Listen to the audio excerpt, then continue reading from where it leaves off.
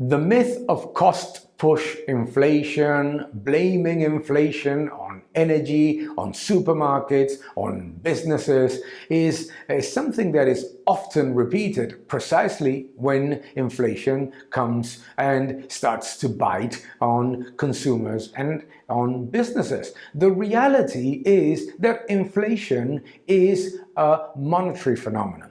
1, 2, maybe 3 prices may rise because of exogenous factors, because of war even, but the reality is that all prices do not rise in unison for the same quantity of money. If the amount of currency in the system would be limited or at least the same, what we would see is that 1, 2, 3 prices may rise, but others would fall.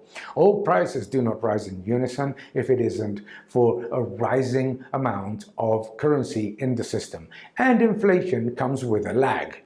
So the problem of creating inflation is that it is relatively simple. The problem of curbing inflation is that it takes a lot longer.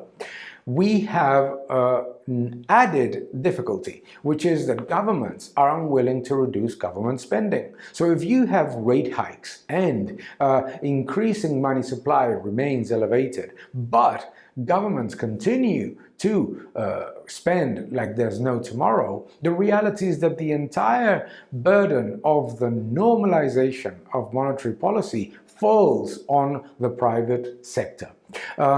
Rate hikes do not cause recessions. What causes recessions is the excess created in the periods of massive liquidity injections. Liquidity injections are printing money, and rate cuts.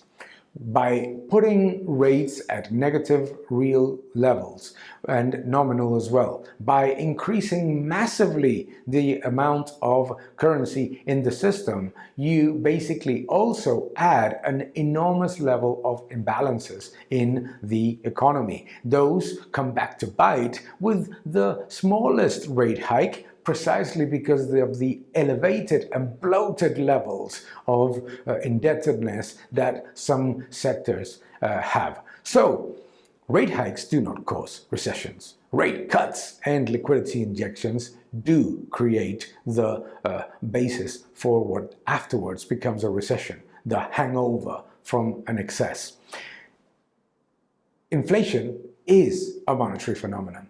Inflation in the Eurozone is above 8%, whilst it is slightly above 3% in Switzerland.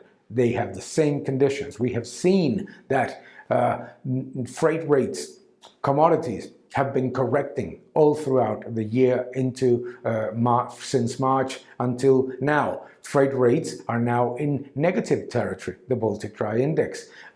We have aluminum, copper, numerous commodities falling to negative levels year on year.